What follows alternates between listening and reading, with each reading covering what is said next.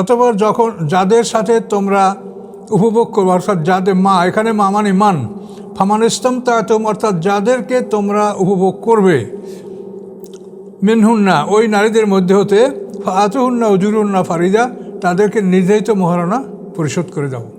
তো এই আয়াতে ফামাস্তম তাতুম বিহি মিনহুন্না, এই আয়াতের দ্বারা অনেকে ব্যাখ্যা করেন যে মোতাবিয়া জায়েজ, যেহেতু আল্লাহ তাআলা বলছেন যে তোমরা তাদের মধ্য থেকে যাদেরকে তোমরা ভোগ করবা এবং যা কিছু উপভোগ করবা তার জন্য তোমরা তাদের পারিশ্রমিক বা তাদের মহারণা নির্ধারিত যেটা আসলে দিয়ে দাও।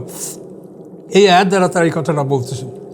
কিন্তু আমাদের কথা হচ্ছে যে জমহুর উলামা এটার বিপক্ষে, এবং এখানে উনরা তর্জমা করেন যারা মোতাবিয়ার পক্ষে, তারা ফামানিস্তামতা তুম্বির অর্থ করেন যে যা কিছু তোমরা উপভোগ করবে। আর আমরা বলি যে না, যা কিছু না, এখানে মা মানে মান, যাদেরকে তোমরা উপভোগ করবে তাদের মধ্যে হতে, ওই নারীদের মধ্যে হতে তোমরা তাদের মহারণা দিয়ে দাও, নির্ধারিত মহারণা এটা দিয়ে দাও। তো এখানে এই আয়াত দ্বারা মোতাবিয়ার কোনো সুযোগ আছে বলে আমরা মনে করি না, বা জমহুর উলামা বা আহলে সুন্নাত ওয়াল জামাতের আলেমগণ এটা মনে করেন না। তার কারণ হলো উপরে যে আয়াতের ধারাবাহিকতা, একই আয়াতের মধ্যে উপরে আয়াতে আল্লাহ বলছেন যে তোমরা তোমাদের সম্পদ দিয়ে তাদেরকে বিবাহ বন্ধনে আবদ্ধ হওয়ার জন্য অনুসন্ধান করো, মানে অবৈধ ভালোবাসার জন্য নয়, এটা তো বলেছেন উপরে আয়াতে। তারপরেই কি আল্লাহ তাআলা আবার বলছেন যে তোমরা নির্ধারিত সময়ের জন্য বিয়া করো। তাই নির্ধারিত সময়ের জন্য এইভাবে বিয়ে করা হয়, তো পৃথিবীতে জেনা বলতে কিছু থাকে না, বেশ্যাবৃত্তি অবৈধ থাকবে না। তার কোনো বেশ্যার কাছে যে একজনে বলবে আমি তোমার সাথে 1 ঘন্টার জন্য বিবাহ চুক্তিতে আবদ্ধ হচ্ছি, 1 ঘন্টা পার হয়ে গেলে তোমার সাথে আমার বিবাহ সম্পর্ক শেষ, এই মহারণা এই টাকা, তাহলে তো বেশ্যাবৃত্তি বৈধ হয়ে গেল। প্রথমে এই আয়াতের ব্যাপারে অনেক সাহাবীদের মতামত ছিল যে মোতাবিয়া জায়েজ, কিন্তু পরে তারা এগুলা প্রত্যাহার করেছেন। যেমন আব্দুল্লাহ ইবনে আব্বাস সম্পর্কে বলা হয় যে তিনি মোতাবিয়ার পক্ষে কথা বলেছিলেন, কিন্তু পরে তা প্রত্যাহার করেছেন। ওমর ফারুকের মন্তব্য এ ব্যাপারে তো কঠিন, যে মোতাবিয়া কেউ করেছে এটা আমি জানতে পারলে আমি তাকে পাথর মেরে হত্যা করব। আমরা মোতাবিয়া, ইরানে অনেক দল, তাদের তো 12 দল তো বিখ্যাত দল আছে শিয়াদের, এরপরে আরও অসংখ্য দল আছে। এখন কোন দলের লোক এই মোতাবিয়া বৈধ মনে করে, কোন দল মনে করে না, সবাই যেটা মনে করে বৈধ, সবাই যে বৈধ মনে করে তাও আমরা বিশ্বাস করতে পারছি না। কাজে এই বিষয়টা আমাদের কাছে অস্পষ্ট। কাজে এ ব্যাপারে আল্লাহ বিচারক, তিনি বিচার করবেন, এটার বিচারক আমরা নই। আমরা বলতে পারবো যে এটা বৈধ নয়, এটা সম্পর্কে যদি তাদেরকে আপনাদের পক্ষে বোঝানো সম্ভব হয় তা আপনারা সেটা সময় করে বোঝাতে পারেন। কিন্তু এখন পৃথিবীতে একটা ক্রিটিক্যাল সময়টা পার হচ্ছে, যে এখন যে এই যুদ্ধ বিগ্রহ চলছে, এই মুহূর্তে কিন্তু এই ফতুয়া নিয়ে আপনাদের আত্মপ্রকাশ করাকে আমি পছন্দ করছি না। তার কারণ এখন হলো একটা বিরাট সমস্যা। এই সমস্যার সময় তো এগুলি নিয়ে আমাদের তর্ক করার সময় না। এগুলি যদি আপনি বলেন তাহলে আপনাকে বলতে হবে যে দেশে আপনি বসবাস করেন সে দেশে যদি বেশ্যাবৃত্তির লাইসেন্স দেওয়া হয়, বেশ্যাবৃত্তির যদি অনুমোদন থাকে, তাহলে আপনি তাদের বিরুদ্ধে কী ফতুয়া দেবেন? যেখানে বেশ্যাবৃত্তি আল্লাহ ডাইরেক্ট কোরআনে আয়াত নাযিল নিষেধ করেছেন যে খবরদার, ওয়ালা তুকরিহু ফাতায়াতুকুম আলাল বেগা, এই বেগা মানে এই হোরডম, বেশ্যাবৃত্তি। তো যে দেশে আপনি দেখেন যে শরাব, যেটাকে নেশার বস্তু, ইনটক্সিকেশন, এই নেশার বস্তু যেটা আল্লাহ তাআলা হারাম ঘোষণা করেছেন, এই নেশার বস্তুকে যারা লাইসেন্সের মাধ্যমে বৈধতা দেয় তাদের ব্যাপারে আপনি কী ফতুয়া দেবেন?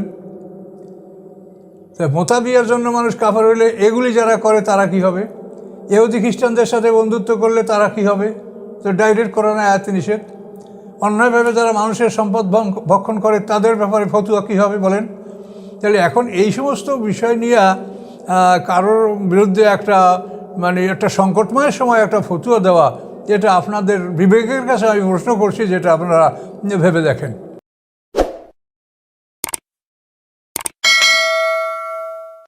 আসসালামু আলাইকুম। সম্মানিত সুধীমণ্ডলী, আজকে আমরা আলোচনা করব মোতাবিয়া সম্পর্কে আল্লাহর কোরআন কি বলে। মোতাবিয়া এর অর্থ হচ্ছে নির্দিষ্ট সময়ের জন্য নির্দিষ্ট মোহরে বিবাহ করা। যেমন কোনো মহিলাকে বলবে, প্রস্তাব দিয়ে পুরুষ, যে আমি তোমাকে 1 দিনের জন্য এত টাকায় আমি তোমাকে বিবাহ করছি, 1 দিন পার হয়ে গেলে তুমি অটোমেটিক তালাক হয়ে যাবে, এর জন্য আলাদা কোনো তালাক দিতে হবে না, এরকম বিয়া।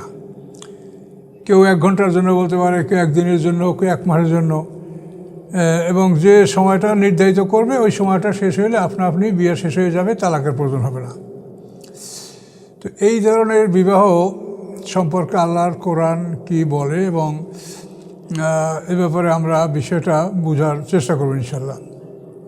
আসুন আমরা কোরআন পাকের সূরা নিসার 24 নম্বর আয়াতটা আমরা আলোচনা করি ইনশাল্লাহ, তো বিষয়টা ক্লিয়ার হবে। আউযু বিল্লাহি মিনাশ শাইতানির রাজিম। ওয়াল মুহসানাতু মিনান নিসাই ইল্লা মা মালাকাত আইমানুকুম। পিছনে বলা আছে যে কোন কোন নারীদেরকে বিবাহ করা অবৈধ, সেইটার তালিকা পিছনে দেওয়া হয়েছে। এরপরে সর্বশেষ বলা হয়েছে মুহসানাতু মিনান নিসা, বিবাহ বন্ধনে আবদ্ধ যে সমস্ত নারীরা কারো বিবাহ বন্ধনে আবদ্ধ, এই সমস্ত নারীদেরকে বিবাহ করা হারাম। হ্যাঁ, ইল্লা মা মালাকাত আইমানুকুম, তারা ব্যতীত যাদেরকে তোমাদের ডান হাত দখল করেছে, অর্থাৎ তোমাদের দাস দাসী।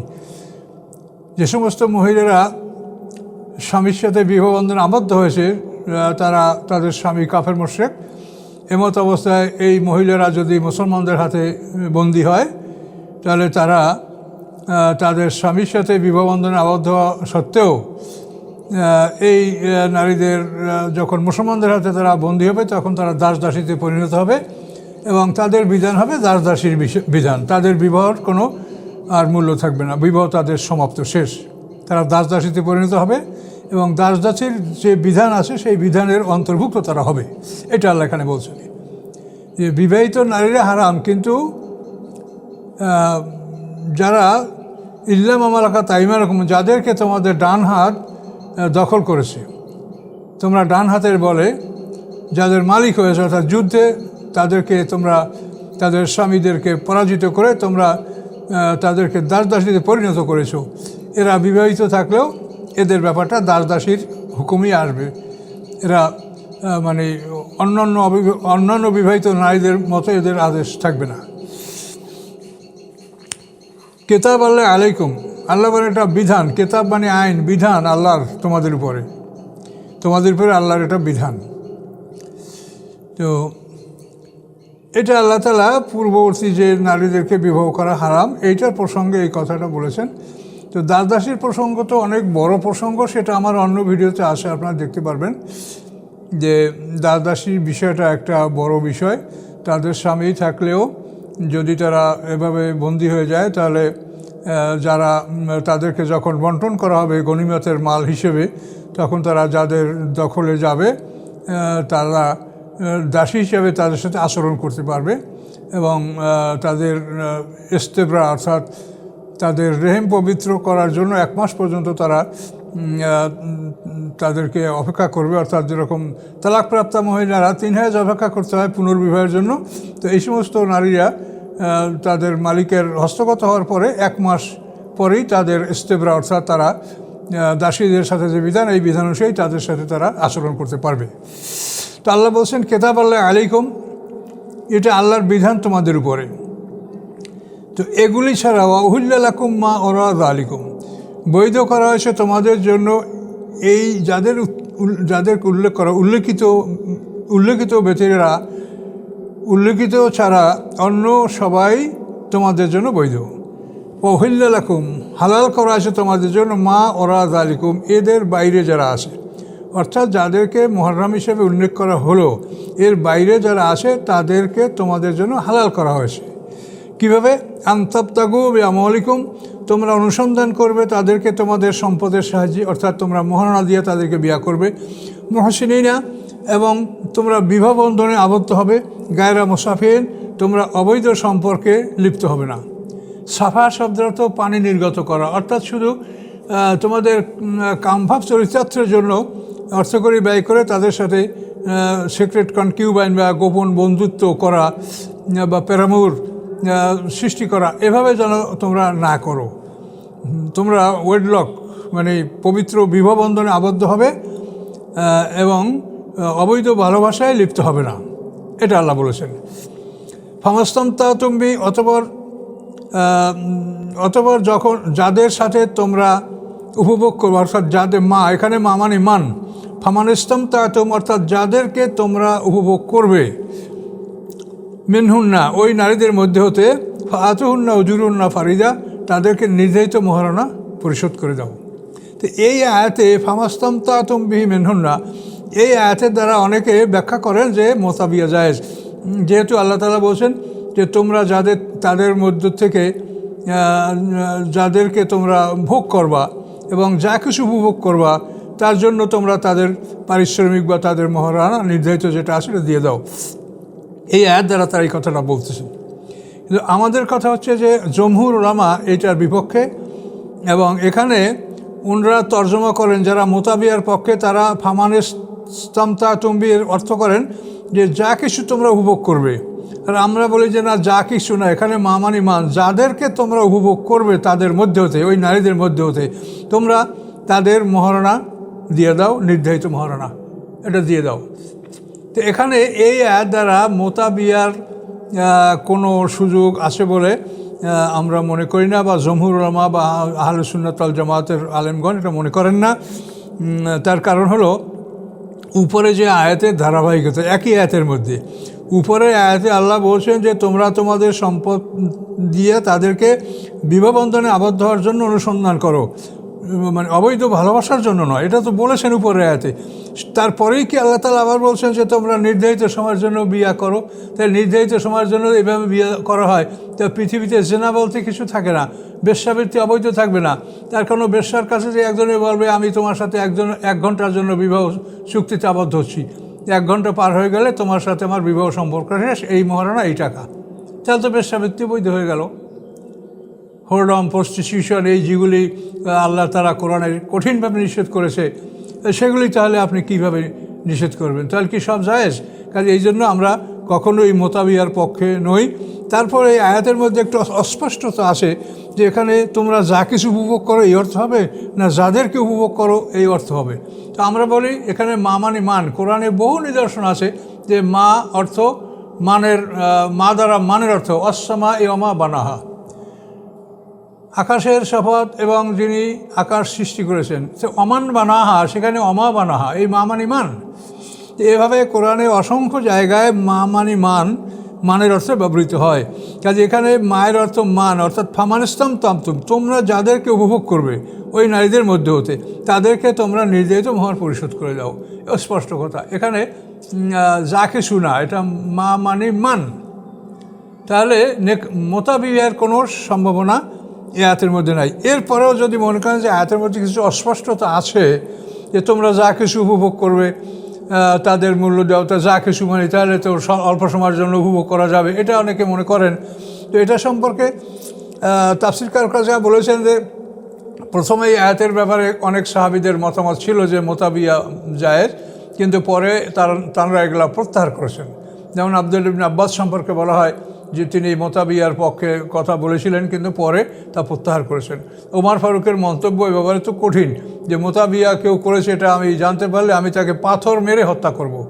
তো এই মোতাবিয়া সম্পর্কে আল্লাহ রসুল খায়বারের যুদ্ধের সময় আল্লাহ রসুল স্পষ্ট ঘোষণা করেছেন যে তোমাদের জন্য আল্লাহ তাআলা মোতাবিয়া, তোমরা আগে যেটা জাহিলিয়াতের প্রথা অনুযায়ী তোমরা করতেছিলে এটাকে আল্লাহ হারাম করেছে, এবং তোমাদের জন্য গৃহপালিত গাধা, ঘোড়া, খচ্চর, এগুলিকে আল্লাহ তাআলা, ঘোড়া, খচ্চর এবং গৃহপালিত গাধা, এই 3টা পশু তোমাদের জন্য আল্লাহ হারাম করেছে। এ কথা খায়বরের দিন আল্লাহ রসুল ঘোষণা করেছেন, আল্লাহ রসুলের বিখ্যাত হাদিস। কাজে এখানে যদি কোনো সমস্যাও থাকে বা কোনো জটিলতাও থাকে, তো যেহেতু আল্লাহ ওয়াদা করেছেন রাসূলের কাছে যে সুম্মা ইন্না আলাইনা বায়ানা, অতঃপর আমার দায়িত্ব যে আপনাকে আমি এটা বয়ান করে দেব। তো এই আয়াতের ব্যাপারে যদি কোনো জটিলতা থাকে যে আমরা যা কিছু উপভোগ করবো এরকম যদি আল্লাহ বলে থাকেন, তো আল্লাহ রসুল তো এটা পরিষ্কার করে দিলেন যে মোতাবিবাহ এটা হারাম। মোতাবিয়া এবং ঘোড়া, গাধা এবং ঘোড়া, খচ্চর এবং পালিত গাধা, জঙ্গলি গাধা, যেসব গাধা জঙ্গলে থাকে, এই জঙ্গলি গাধা আপনি শিকার করতে পারেন বা খেতে পারেন, সেটা বৈধ নয়। কিন্তু যে গাধাগুলি গৃহপালিত গাধা, এই গৃহপালিত গাধা খাওয়া আল্লাহ হারাম ঘোষণা করেছেন। কোরআন পাক আল্লাহ বলেছেন ওয়াল খাইলা ওয়াল বিগালা ওয়াল হামিরা লিতারকাবুহা ওয়া জিনা, ঘোড়া, খচ্চর, গাধা এরা তোমাদের আরোহণের জন্য এবং সৌন্দর্যের জন্য। তো এ ব্যাপারে ইনশাল্লাহ আমরা মনে করি যে এই ব্যাপারে আমাদের কোনো সন্দেহ নাই, যেহেতু আল্লাহর কোরআন এটা স্পষ্ট করেছেন। তো এখানে মোতাবিয়ার ব্যাপারে কোনো সন্দেহ থাকা উচিত না। তারপরও কোনো সম্প্রদায় যদি এ নিয়ে এটা বৈধ মনে করে বা কোনো কিছু করে, সেটা করতেই পারে। পৃথিবীতে আমরা দেখতে পাচ্ছি যে বিভিন্ন মুসলিম গোত্রের মধ্যে কোরআনের খেলাফ কিছু আমল তাদের মধ্যে পরিলক্ষিত হয়, এটা আছে। এখন এইটা বিবেচনা করে তো আমরা কথা যেটা বলার সেটা তো আমরা বলতে পারছি না।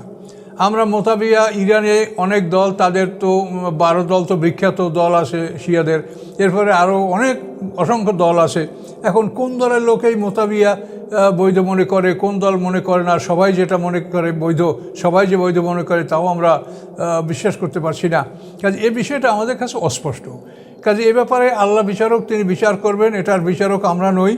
আমরা বলতে পারবো যে এটা বৈধ নয়। এটা সম্পর্কে যদি তাদেরকে আপনাদের পক্ষে বোঝানো সম্ভব হয় তো আপনারা সেটা সময় করে বোঝাতে পারেন। কিন্তু এখন পৃথিবীতে একটা ক্রিটিক্যাল সময়টা পার হচ্ছে, যে এখন যে এই যুদ্ধ বিগ্রহ চলছে, এই মুহূর্তে কিন্তু এই ফতুয়া নিয়ে আপনাদের আত্মপ্রকাশ করাকে আমি পছন্দ করছি না। তার কারণ এখন হলো একটা বিরাট সমস্যা। এই সমস্যার সময় তো এগুলি নিয়ে আমাদের তর্ক করার সময় না। এগুলি যদি আপনি বলেন তাহলে আপনাকে বলতে হবে যে দেশে আপনি বসবাস করেন সে দেশে যদি বেশ্যাবৃত্তির লাইসেন্স দেওয়া হয়, বেশ্যাবৃত্তির যদি অনুমোদন থাকে, তাহলে আপনি তাদের বিরুদ্ধে কী ফতোয়া দেবেন? যেখানে বেশ্যাবৃত্তি আল্লাহ ডাইরেক্ট কোরআনে আয়াত তাদেরকে নিষেধ করেছেন যে খবরদার ওলা তুকরু ফাতায়াতুম আলাল বেগা, এই বেগা মানে এই হোরডম বেশ্যাবৃত্তি।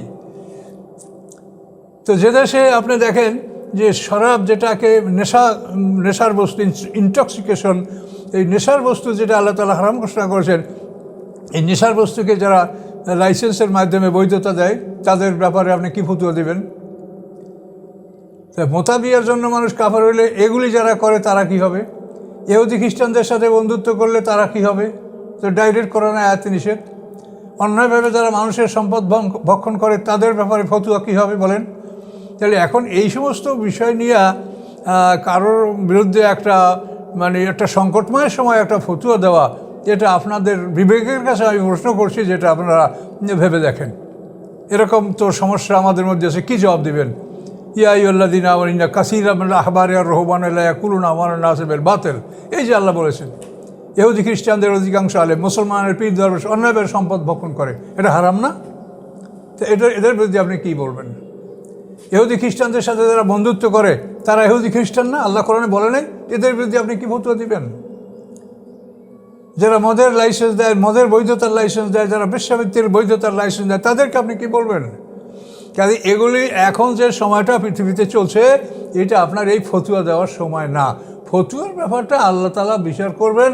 আল্লাহ তাআলা আমাদের সবার বিচারক এবং তিনি তিলে তিলে ন্যায় বিচার করবেন। আর আল্লাহ তাআলা আমাদেরকে বলেছেন যে তোমরা সত্য কথা বলো।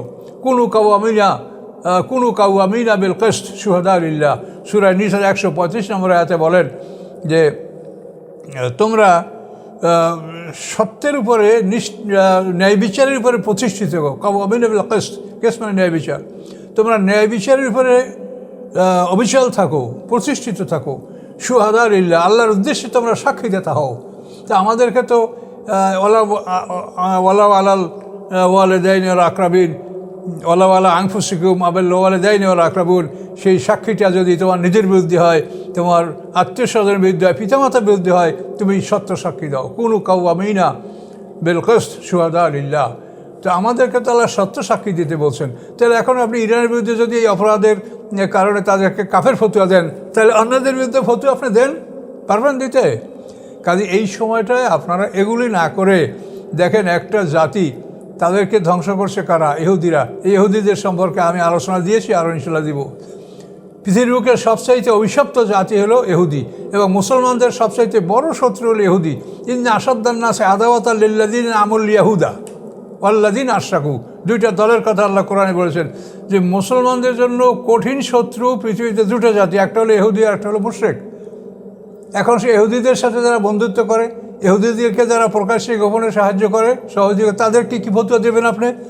ফতোয়া দেওয়ার ক্ষমতা আপনার আছে?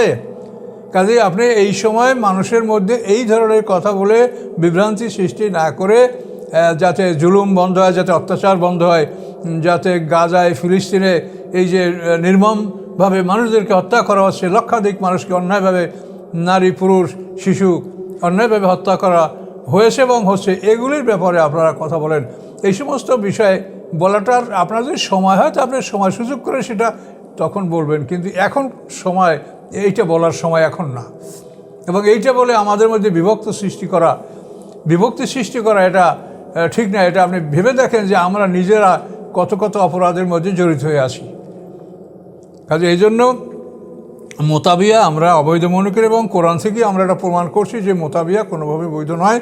কিন্তু তারপরও তাদের মধ্যে যে সবাই মোতাবিয়ার পক্ষে, এমন কথাও আমরা বলতে পারছি না, কে বা কারা, অনেক দল আছে। তো এটা কেউ কেউ থাকতেই পারে, অসম্ভব কিছু না। কাজেই এটাকে নিয়ে এখন আমাদের এই ফতুয়া দেওয়ার সময়টা আমাদের এখন না। ভেবে দেখেন, এখন আমাদের সময় হলো যে নিরপরাধ মানুষগুলিকে কীভাবে হত্যা করা হচ্ছে এবং ইহুদিরা কীভাবে জুলুম অত্যাচার পৃথিবীতে চালিয়ে যাচ্ছে দেখেন। কাজে এই জন্য আমি অনুরোধ করব যে আপনারা এই মুহূর্তে এই সমস্ত ফতুয়া নিয়ে বাড়াবাড়ি না করে, বরং যাতে মুসলমানরা সংঘবদ্ধ হয় এবং অন্তত যারা লা ইলাহা ইল্লাল্লাহ মুহাম্মদ রাসূলুল্লাহ কলেমার সাথে যারা একমত, সেই মুসলমানগুলি যদি একমত হয় সেই ব্যাপারে আপনারা মানুষকে বলেন। এবং যারা মুসলমানের অন্তর্ভুক্ত তাদেরকে আল্লাহ তাআলা পরীক্ষা করবে, বিনা পরীক্ষা কাউকে নেবেন না। এখন পরীক্ষার দায়িত্ব আল্লাহর, এবং কারা ফেল করবে কারা পাস করবে সেটা জানে আল্লাহ। কিন্তু আমরা যারা লা ইলাহা ইল্লাল্লাহ বলে তাদেরকে আমরা মনে করবো তারা আমাদের ভাই, আমাদের মুসলমান ভাই। আমরা তাদের ভিতরে কি আছে সেটা তো আল্লাহ ছাড়া কেউ জানেন না, সেটা বিচার আল্লাহ করবেন। এবং আল্লাহ প্রতিশ্রুতি দিয়েছেন যে পরীক্ষা না করে তিনি কাউকে গ্রহণ করবেন না। সূরা আনকাবুতের প্রথম আয়াতেই দেখেন এই কথা বলা আছে। তো এই জন্য মোতাবিয়া সম্পর্কে এবং বর্তমান পরিস্থিতি সম্পর্কে আপনাদের কাছে আমার অনুরোধ এখানে সমাপ্ত হলো। আসসালামু আলাইকুম।